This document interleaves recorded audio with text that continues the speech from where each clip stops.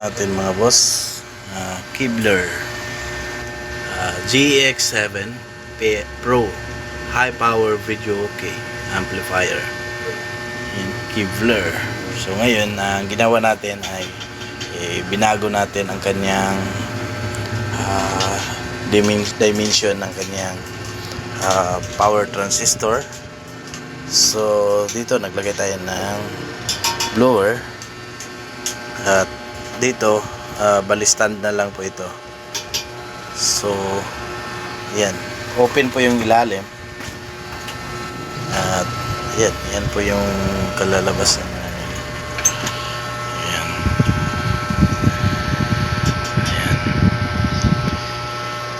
Pag yan ay tinotroubleshoot natin, so kailangan tanggalin yung back over. Okay, sounds na tayo.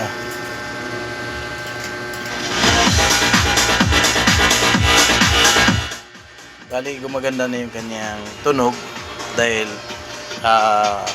binabaan natin ito ng biasing.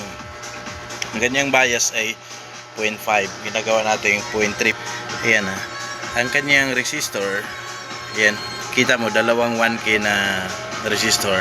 Ang 1.2K 1.2 kilo ohms na biasing resistor, ginagawa nating 2K. So since wala tayong 2K, ang ginagawa natin ay dalawang pirasong 1K.